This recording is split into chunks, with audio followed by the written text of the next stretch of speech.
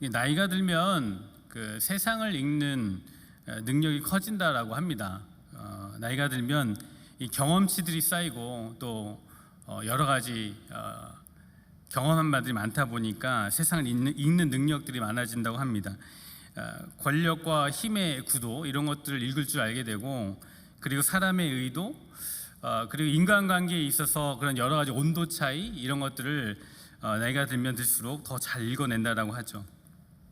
그리고 이제 물질의 흐름이나 이런 것들도 잘 읽어내는 능력들이 생긴다라고 합니다. 그러다 보니까 이게 나이가 들면 들수록 이제 삶의 문제를 해결하는 능력들도 더 강화되고, 또 자신만의 어떤 해안들이 생기다 보니까 어떤 사람들에게 또 문제가 발생했을 때에 그 문제를 해결할 수 있는 조언을 해주기도 하죠. 그런데 살다 보면 상황과 환경이 정상적이지 않는 그런 때를 경험할 때가 있습니다. 전혀 예상치 못했던, 자기의 경험과 나이와 상관없이 전혀 예상치 못했던 패턴으로 상황과 환경이 이렇게 전개되고 흘러가는 경우들이 있습니다. 분명히 자신의 경험치와 지식을 가지고 생각해 보면 이러한 결과가 도출되고 이러한 결과가 나와야 하는데, 이전에 경험했던 것과는 판이하게 다른 어떤 패턴으로 상황과 환경이 이렇게 펼쳐지는 경우들이 있어요. 이런 경우를 맞게 되면은 참 당황스럽고 또 이상하게 여기게 되죠.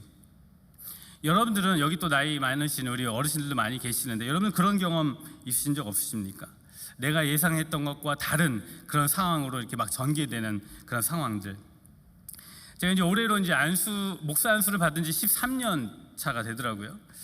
나름대로 이제 13년 목회를 하면서 척하는 그런 경험치들이 있습니다. 그래서 이렇게 성도님들 만나서 대화 몇 마디 나눠보고 또 얼굴을 보면은 그분이 이제 어떤 분인지 대충 읽히는 게 있어요. 뭐 이렇게 관상이라고 해야 될까요? 목사 관상이라고 말하면 좀 이상할 수 있겠지만, 이렇게 딱 대화 나눠보면 뭔가 읽히는 부분들이 있어요. 뭐 영적으로 좀 표현을 하면은 뭐 영성들이 이렇게 느껴진다고 해야 될까요? 파악되는 그런 부분들이 있습니다. 그런데 제가 연초에 겪은 일이 하나 있었는데, 그간 목회적으로 겪었던 패턴하고 너무나 다른 양상으로 이렇게 펼쳐져서 곤욕을 치른 적이 있습니다. 전혀 예상되지 않는 그 관계들이 형성이 되고 또 일이 전개되는 그런 가운데서 이 문제를 어떻게 풀면 좋을까라는 그런 이제 위기에 봉착한 그런 상황 가운데 있었습니다. 이런 전혀 예상되지 않은 일들이 전개되면서 심한 이제 고민에 빠지게 되었는데, 그 고민에 빠져 있는 저에게 하나님께 주셨던 마음은 뭐냐면은 일반적인 상황이 아니기 때문에 더 기도해야 된다라는 것이었습니다. 일반적이지 않은 비정상적인 일들이 벌어지고 있기 때문에, 분명하게 제 힘으로 할 수 없는 것이기 때문에 더 기도하고 하나님을 의지해야 한다라는 그런 마음을 주셔서 저녁에 와서 이제 따로 기도하는, 그 문제를 놓고 기도하는 그런 시간들을 가졌습니다. 여러분, 평소와 같지 않은 어떤 이상한 패턴들로 자신의 상황과 주변들이 여러 가지 일들이 전개되고 있다라면 우리는 한번 생각해 봐야만 합니다. 영적인 눈으로 한번 바라봐야만 합니다. 하나님께서 도대체 이 상황과 환경을 통해서 무엇을 말씀하려고 하시는 것인가? 분명히 그 어려운 상황 가운데 있긴 하지만 그 가운데 하나님의 섭리가 분명히 담겨져 있다는 것이죠. 오늘 본문 1절을 보니까 매우 비정상적인 그런 일들이 전개되고 있어요. 1절에 이스라엘 자손이 애굽 땅을 떠난 지 3개월이 되었다 이렇게 말씀하고 있습니다. 3개월이 흘렀답니다. 3개월. 애굽에서 지금 이스라엘 민족들이 이르른 이 시내 광야까지 거리가 직선 거리로 한 320km 정도 된다라고 합니다.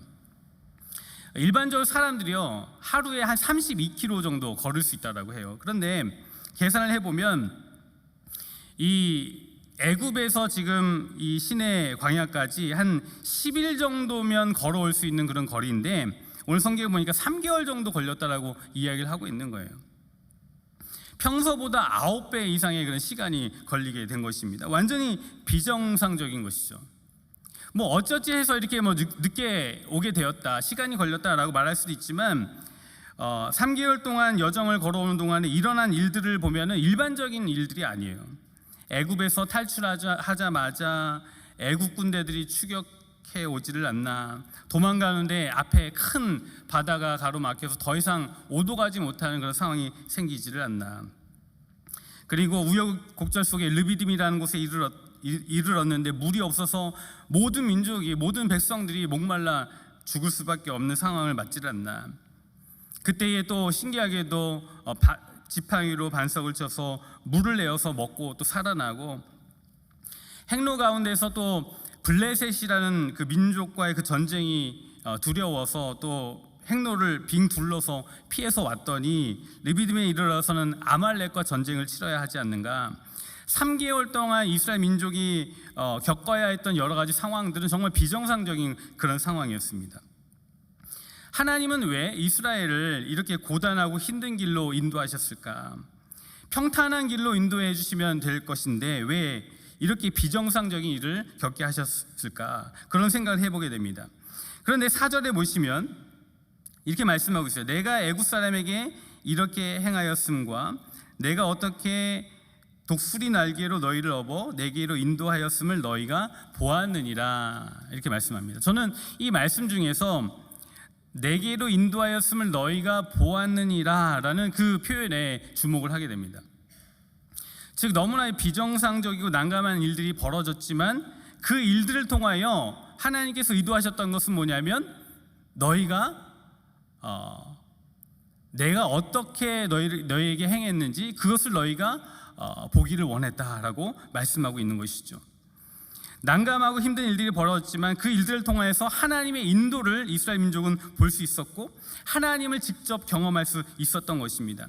하나님께서 그런 식으로 일하신다는 것이죠. 우리가 난감하고 힘들고 비정상적인 일들이 우리 삶 가운데 전개되고 있지만 그 가운데서 하나님이 행하시는 일, 하나님의 인도하심을 볼 수 있도록 우리를 이끌어 주신다라고 말씀하고 있는 거예요.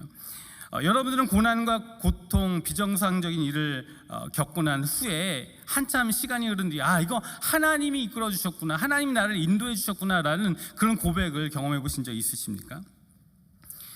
저는 미국에 오는 과정이 매우 비정상적이었습니다. 3년 반이라는 세월이 흘렀는데 미국에 오는 이 과정이 저에게는 상당히 비정상적이었습니다. 한국에서 떠나서 살 것을 저는 한 번도 태어나서 생각해 본 적이 없어요. 대한민국을 벗어나서 살 거라고 생각을 1도 해본 적이 없습니다. 어느 정도였는가 하면은 제 와이프와 이제 연애 시절에 제 와이프가 저를 한국에다 놓고 중국으로 유학을 갔어요. 유학을 갔는데 공부하러 떠났는데 그래서 한 1년 정도 떨어져서 지낼 수밖에 없었습니다. 근데 이 사람이 중국에 가서 공부를 하던 중에 예수전도단에서 하는 BEDTS라는 그런 훈련을 받았는데 너무 성령 충만해진 거예요. 그래가지고 갑자기 그 훈련을 받고 나더니 중국 조선족에 대한 부르심을 받았다면서 중국에 남는다라는 거예요. 한참 연애 중인데 자기는 중국에 남을 테니까 알아서 앞길을 살아가라고 그런 얘기를 하는 거예요. 제가 그때 신학교를 다니고 있을 때였는데 저보고 자기는 중국에 남을 테니까 자기와 이제 미래를 같이 할 생각이 있거든 중국에 와서 선교를 같이 하자는 거예요. 중국으로 와라, 나랑 같이 선교하자, 그렇게 얘기를 하는 거예요. 졸지에 제가 와이프로부터 중국 선교사 콜링을 받은 거죠. 그때 제가 신학생인데 선교하자는 그 여자친구에게 뭐라고 대답을 해야 되겠습니까? 근데 제가 그때 뭐라고 대답했는가 하면 나는 국내에서 목회하는 것 외에는 생각해 본 적이 없다.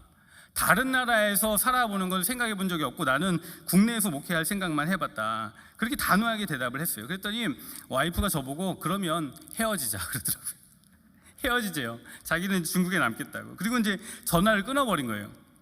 그러고 나서 이제 연락이 안 되는데 뭐 중국으로 찾아갈 수도 없고 아주 곤욕스러운 그런 시간들을 보냈습니다. 그만큼 제가 한국을 벗어난 목회를 한 번도 생각해 본 적이 없었는데 돌아보니까 지금 미국에 와 있는 거예요. 미국에 와 있는 거예요. 한 번도 생각해 본 적이 없는 해외 생활을 지금 하고 있는 거예요.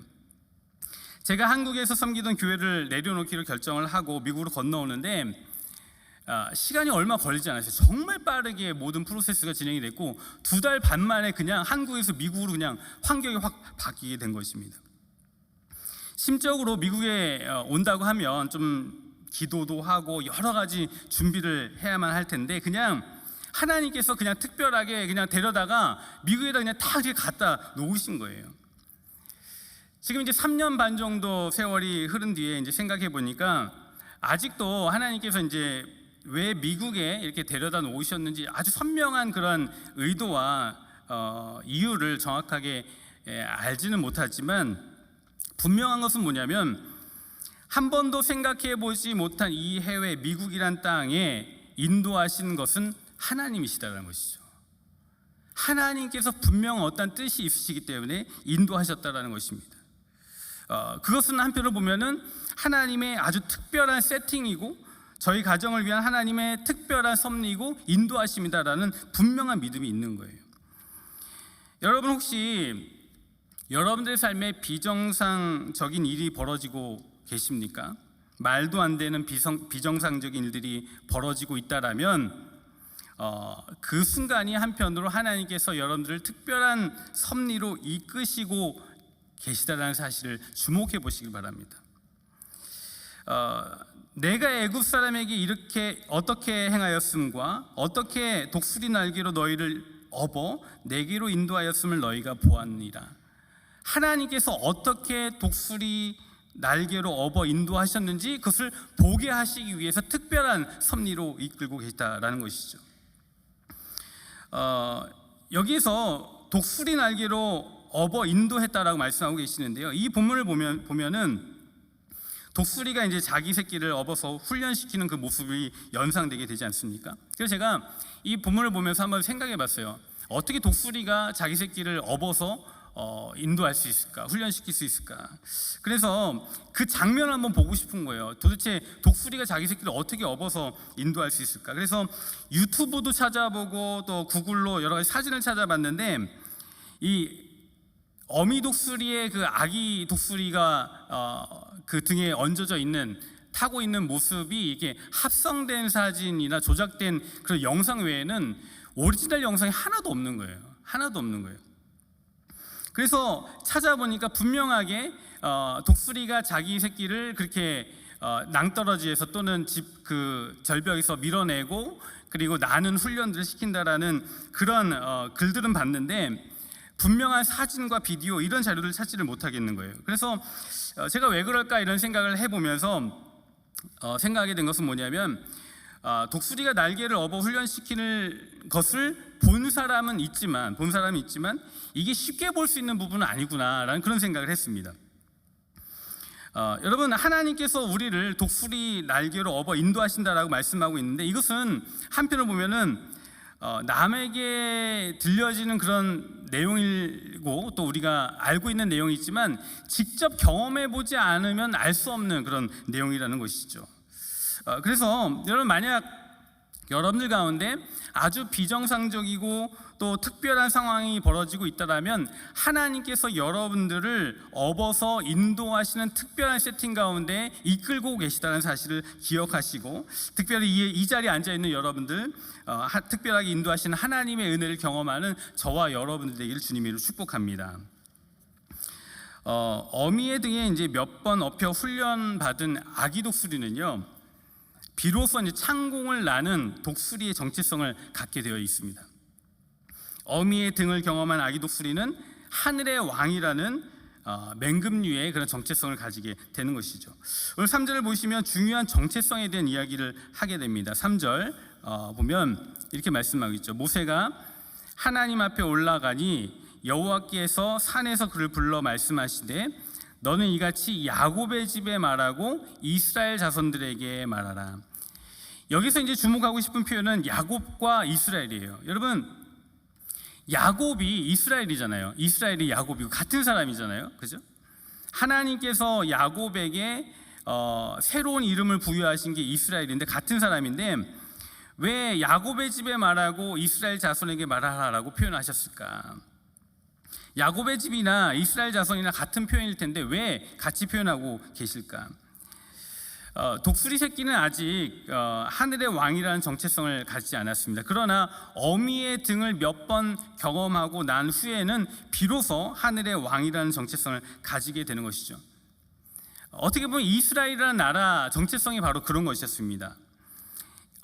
야곱, 여러분 야곱이 어떤 사람인지 잘 아시죠? 야곱이 어떤 사람이었습니까? 창세기에 보면 야곱은 남의 발꿈치를 잡는 그런 인생이었습니다. 뒤꿈치를 잡고 살아가는 그런 인생이었습니다. 자신의 목표를 이루기 위해서 수단과 방법을 가리지 않고 남의 뒤꿈치를 붙잡고 살았던 사람이죠. 형의 장자권을 빼앗고 도망해야 했던, 그리고 외삼촌 라반과 수없는 수싸움을 하며 자기 꾀로 살아갔던 사람이 야곱 아니에요?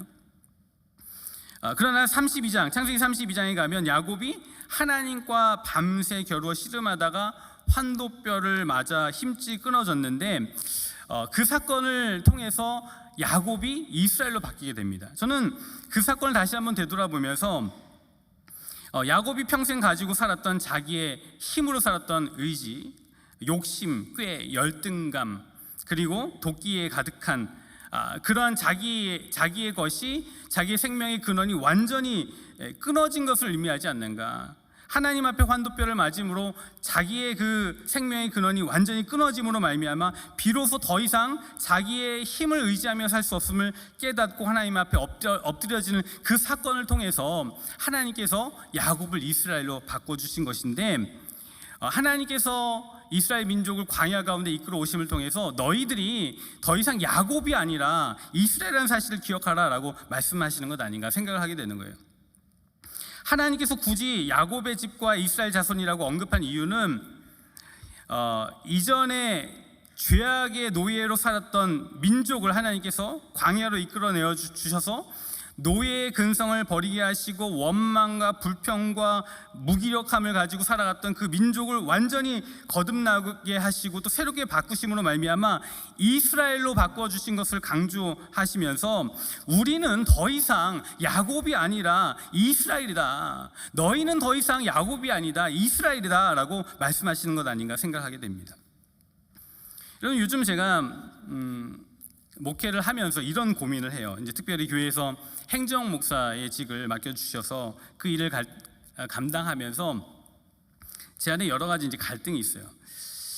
아무래도 제가 우리 교육자들과 함께 동역을 해야 하고 또 교회 이제 직원들과 함께 일을 해야 되는데 같이 일하면서 고민하는 것은 뭐냐면 성숙한 동역이란 뭘까, 그런 생각을 합니다. 성숙한 동역이란 무엇일까?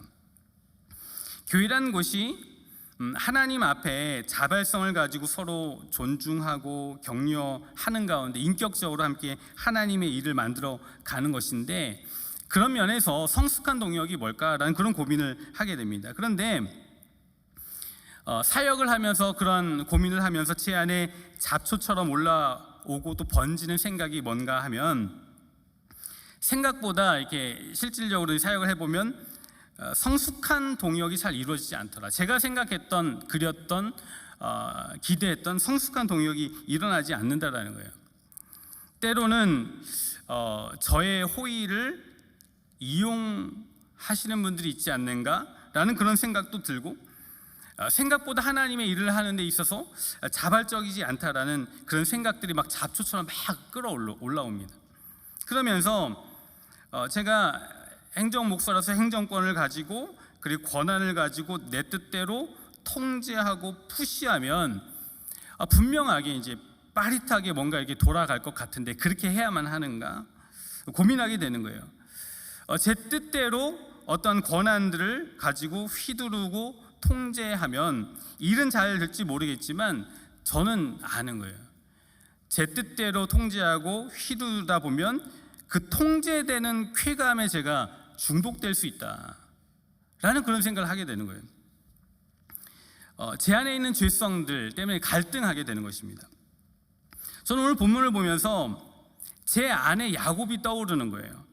남의 발꿈치를 잡는 인생, 수단과 방법을 가리지 않고 목표를 달성하고 사람들에게 성과를 인정받아 장자권을 소유하려는 내 속에 야곱을 바라보게 되는 거예요. 그러나 이 말씀을 보면 다시 한번 생각해 보는 것은 뭐냐면 저는 더 이상 야곱이 아니라는 것이죠. 이스라엘이라는 것이죠. 오로지 하나님을 의지하는, 하나님만 보며 나아가는 이 시대에 더 이상 야곱이 아니라 이스라엘이라는 것이죠. 내 힘과 내 능으로 사는 인생이 아니라 예수 그리스도의 죽으심과 함께 나는 십자가에 죽었고 내 환도뼈는 꺾였음으로 말미암아 더 이상 야곱으로 살 수 없다는 것이죠. 그러나 그런 가운데도 여전히 내 의지로 살려는 모습을 보면서 다시 저 자신을 되새기게 되는 것입니다. 나는 더 이상 야곱이 아니라 이스라엘인데 왜 그렇게 살아가고 있는가? 여러분, 우리는 더 이상 야곱이 아닌 줄 믿습니다. 우리의 정체성은 완전히 변화받은 이스라엘이라는 것이죠. 특별한 정체성을 가지고 살아가는 자들이다 라고 성경은 말씀하고 있는 거예요. 자, 5절에서 6절 한번 봅시다. 5절에서 6절 보시면 이렇게 말씀하고 있습니다. 세계가 다 내게 속하였나니 너희가 내 말을 잘 듣고 내 언약을 지키면 너희는 모든 민족 중에서 내 소유가 되겠고 너희가 내게 대하여 제사장 나라가 되며 거룩한 백성이 되리라. 너는 이 말을 이스라엘 자손에게 전할지니라. 여기서 보면 내 말을 듣고 내 언약을 지키면 이라는 그 표현이 나오는데 이게 조건절이죠. 여기서 말하는 지켜야 할 언약, 지켜야 할 하나님의 말씀, 그것이 무엇인가? 그것은 오늘 본문 이후에 나올 십계명에 대한 이야기예요. 소위 이제 신학에서는 시내산 언약이라고 이야기를 하는데 20장에 하나님과 이스라엘 백성 간에 지켜야 할 조항들을 이렇게 나열하는 시내산 언약이 나오고 24장에 가면 그 언약 체결된 것을 가지고 그 언약을 가지고 언약 체결식을 하는 그런 장면이 나옵니다. 이게 뭐냐면 확실한 계약 관계를 하나님과 만들어 가는 것이죠. 보통 세상에서는 이제 계약 관계라고 하면 내가 손해 보지 않게 하기 위해서 만드는 것이거든요. 내가 손해 보지 않게 하기 위해서 구체적인 조항을 만들고 그 조항에 그 사람을 올감해서 내가 피해 보지 않기 위해서 계약을 맺고 계약 관계를 맺는 것입니다. 그런데 성경에 나오는 이 시내산 언약은 생각해 보면 그냥 세상적인 어떤 그런 계약 조건이 아니라 또 그런 어떠한 계약 관계 속에서 내가 피해 보지 않게 하기 위해서 만든 것이 아니라 우리가 누구냐라는 것에 대해서 정확하게 규정해 주시기 위한 하나님의 보호의 장치다라는 것입니다. 우리가 더 이상 야곱이 아니라 이스라엘의 정체성으로 가지고 살아가는 사람이 되어야 하는데 더 이상 나의 힘과 능이 아닌 오직 하나님을 의지함으로 살아가야 하는 자들인데 그 하나님을 의지하는 삶을 살기 위해서 지켜야 할 아주 기본적인 삶의 내용이 바로 이 지금 말씀하고 계시는 언약이라는 것이죠. 그래서 이것은 올가매고 구속하는 것이 아니라 오히려 우리를 존중하시고 우리가 어떠한 정체성으로 살아가기를 원하시는지 보여주시기 위한 하나님의 장치라는 것입니다. 예를 들면 부부가 결혼할 때 막 그런 그 주례자 앞에서 그런 선언을 하잖아요. 검은 머리가 팥뿌리가 되기까지 당신만을 사랑할 거다라고 우리가 선언을 하고 맹세를 하는데 살아보면요 세상에 반이 여자예요, 그죠? 세상에 반이 여자고 세상에 멋진 사람이 아주 많지만 그럼에도 불구하고 우리가 당신만을 사랑하겠습니다라는 그 약속과 계약을 했기 때문에 하나님이 짝지어 주신 그 사람임을 알고 그냥 그 결혼 관계를 잘 지켜 나가려고 애쓰는 것이죠. 세상에 많은 사람들은 결혼은 곧 구속이다, 속박이다라고 말하지만 우리에게 있어서 이 결혼은 하나님께서 우리에게 짝지어 주신 하나님의 계약이고 또 우리가 가져야 할 정체성이라는 그 믿음이라는 것이죠. 그래서 그런 면에서 우리에게 있어서 결혼은 구속이 아니라 더 확실한 신앙의 고백이고 선언이 되는 것이죠. 그런 면에서 이 언약이라는 것은 구속과 속박이 아니라 하나님을 나의 주인으로 인정하고 사는 자의 어떤 정체성이고 그리고 정신이고 의식이라는 것입니다. 그래서 너희가 내 말을 듣고 내 언약을 지키면 이라는 것은 더 이상 야곱이 아닌 이스라엘로서 정체성을 가지고 살면 그 다음은 뭔가 모든 민족 중에서 내 소유가 될 것이다. 너희가 내 소유가 될 것이다. 세계가 다 내게 속하여 있는데 그 세계를 가지신 소유자이신 하나님께서 너희를 특별히 내 소유로 삼겠다라고 말씀하고 계시는 것입니다. 여기서 소유라는 것은 내 마음대로 너희를 주무르고 통치하고 다스리겠다는 것이 아니라 내가 너희를 책임지고 너희를 보호하고 내가 품겠다라고 말씀하고 계시는 것이죠. 저는 이제 지난 수요 예배 때 이 본문을 보면서 담임 목사님의 그 설교로 인해서 이게 본문이 더 잘 해석되는 게 있었습니다. 지난 수요 예배 때 담임 목사님께서 천국 비밀에 대한 강의를 해주셨는데 감춰진 보화에 대한 그런 비유 해석을 해주셨는데 정말 이게 감동적이고 한 번도 들어보지 못한 그런 해석이었습니다. 진주 장사가 값진 진주를 발견하고 나서 그 자기의 것을 다 팔아서 그 값진 진주를 샀다라는 것이죠. 이것은 곧 하나님이 세상의 수많은 사람들 중에 나라는 진주를 발견하고 그 진주 장사가 모든 것을 팔아가지고 나를 샀다라는 것이죠. 바로 아들 예수까지 모든 것을 다 팔아서 산 존재가 바로 저와 여러분들이라는 사실이에요. 아멘이십니까? 너무나 기쁨이 되는, 너무나 감격스러운 그런 설명이었습니다. 근데 그 설명이 오늘 본문과 연결되는 거예요. 우리가 하나님의 말씀을 듣고 하나님의 언약 관계 속에 들어가면, 즉 야곱이 아닌 이스라엘의 정체성을 가지고 이 땅 가운데 살아가면 하나님께서 모든 것 중에 너희를 내 소유로 삼을 것이다. 모든 것을 다 팔아서 너희를 내 소유로 삼을 것이고, 그리고 내가 너희를 보호하고 너희를 책임지고 너희를 끝까지 이끌고 나아갈 것이다 라고 약속하고 있는 것인 거죠. 여러분, 우리가 하나님의 특별한 소유가 되는 것은 우리가 하나님의 언약 백성의 정체성을 가지고 살아갈 때 부여되는 특별한 특권이라는 것입니다. 이어서 하나님의 소유로서 따라오는 것이 바로 제사장 나라고 거룩한 백성이라는 것이죠.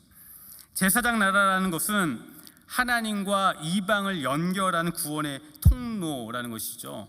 그렇게 하나님께 사용하시겠다고 말씀합니다. 제사장은 예배를 여는 자들이죠. 제사장은 하나님의 뜻을 알리는 자죠. 제사장은 하나님께로 인도하는 그런 자 아니겠습니까? 그러므로 제사장 나라로 삼을 것이다라는 것은 영적인 세계의 구원의 통로로 너희를 사용하겠다라고 말씀하시는 거예요. 그래서 구별된 백성으로 너희를 거룩한 제사장으로 이 땅 가운데 구원의 통로로, 영적인 세계의 구원을 여는 통로로 사용하시겠다라고 말씀하고 계시는 것입니다.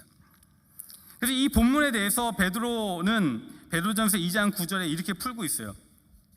너희는 택하신 족속이요 왕같은 제사장들이요 거룩한 나라요 그의 소유가 된 백성이니 이는 너희를 어두운 데서 불러내어 그의 기이한 빛에 들어가게 하신 이의 아름다운 덕을 선포하게 하려 하십니다. 하나님께서 택하신 족속, 즉 소유 삼으시고 왕같은 제사장, 거룩한 나라, 소유된 백성으로 삼으신 이유는 뭐냐면 그의 기이한 빛에 들어가게 하신 이 아름다운 덕을 선포하게 하려 합니다.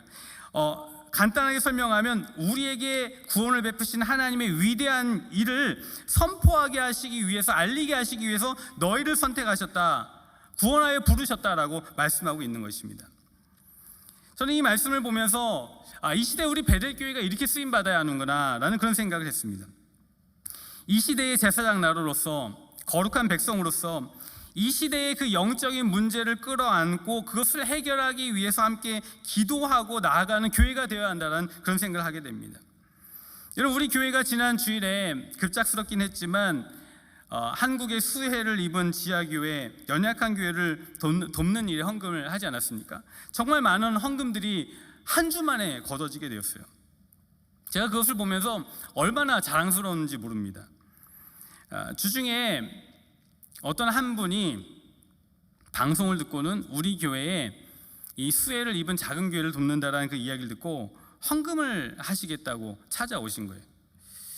아무리 주변을 찾아봐도 이 한국 교회가 당하고 있는 어려움들을 고민하는 그런 교회가 없어서 이 귀한 일에 동참하고 싶어서 찾아왔노라라고 그렇게 말씀하시는 거예요.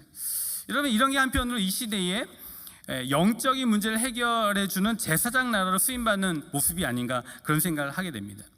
여러분, 우리 교회가, 베델교회가 이 시대의 교회들을 고민하고 시대와 상황들을 고민하고 제사장 나라의 그 역할을 감당하는 우리 베들교회가 되기를 주님의 이름으로 축복합니다. 제사장 나라로서 하나님께서 행하신 구원의 그 놀라운 일들을 선포하는 교회로서 정말 많은 사람들을 주께로 안내하고 역사하는 이끄는 그런 일을 감당하는 베들교회가 되기를 간절히 소망합니다. 7절에 보니까 이렇게 말씀하고 있어요. 모세가 내려와서 백성의 장로들을 불러 여호와께서 자기에게 명령하신 그 모든 말씀을 그 앞에 진술하니. 자, 모세가 하나님께 받은 말씀, 독수리 날개로 업어 인도하신 위대한 일과 그리고 이스라엘의 정체성을 가지고 살아가야 할 일과 그리고 하나님과 맺을 그 언약을 지킬 때에 거룩한 나라, 제사장의 나라, 거룩한 백성이 될 것을 장로들에게 설명할 때에 이게 중요해지는 것이죠. 8절에 보니까 그 이야기를 듣고 백성들이 일제히 응답하여 이르되 여호와께서 명령하신 대로 우리가 다 행하리이다, 이렇게 말합니다. 백성들이 일제히 응답하였다. 백성들이 일제히 아멘하며 나아갔다라는 것입니다. 여러분, 교회가 하나님의 일들을 듣고 난 후에 일제히 하나님의 명령을 이행하겠다라고 동의하고 아멘하고 결단하는 것, 이거 너무나 중요한 것이죠. 교회가 모든 공동체가 함께 하나님의 말씀에 아멘하며 나갈 때 놀라운 하나님의 역사들이 펼쳐지게 됩니다. 여러분, 우리 베들교회의 주일 강단이 얼마나 파워풀합니까? 얼마나 복음이 파워풀합니까? 은혜가 가득합니까? 중요한 것은 뭐냐면 그 말씀을 듣고 난 후에 우리가 진심으로 그것을 받고 일제히 아멘할 때 하나님의 역사가 펼쳐지는 줄 믿습니다. 여러분, 오늘 토요일날 우리 이 새벽에 모여서 함께 기도하고 나아가는 이 시간 너무나 중요한데, 중요한 것은 뭐냐면 우리가 하나님의 그 말씀을 받을 것을 준비하는 것 되게 중요한 것이죠. 그리고 우리가 주일날 하나님의 말씀을 받을 때 일제히 함께 아멘하고 동의하며 나아갈 때에 하나님께서는 우리를 거룩한 제사장으로, 하나님은 우리를 거룩한 백성으로 사용하여 주셔서 그 기이한 빛에 들어가게 하신 일을 세상에 선포하게 하는 위대한 일로 사용하신다라는 것입니다. 여러분, 우리 베들교회가 하나님의 말씀에 일제히 응답함으로 말미암아 아멘함으로 말미암아 쓰임받는 저와 여러분들이 되기를 주님의 이름으로 축복합니다. 오늘 본문을 보면서 다시 한번 좀 결단하게 되는 것은 뭐냐면 바로 우리 내일의 예배를 사모하게 되는 것이죠. 하나님께서 하나님의 언약의 말씀을 우리에게 선포하여 주실 것인데 우리가 그 말씀을 듣고 진지하게 받아들이고 일제히 아멘하며 나갈 때 하나님께서는 우리와 우리 교회를 사용하신다. 그것을 바라보면서 나아갈 때 쓰임받는 저와 여러분들이 되기를 주님의 이름으로 축복합니다. 우리 함께 좀 찬양했으면 좋겠습니다. 주께 가오니 나를 새롭게 하시고 주의 은혜를 부어주소서. 하나님, 나를 새롭게 하여 주시고 거룩하게 하여 주셔서 이 시대에 언약 안에 있는 자로서 하나님의 거룩한 제사장으로, 거룩한 백성으로 쓰임받는 나의 인생, 또 우리 교회가 될 수 있도록 인도하여 주옵소서. 그런 마음을 가지고 우리 함께 찬양하며 나가기 원합니다. 주께 가오니 날 새롭게 하시고 주의 은혜를 부어주소서.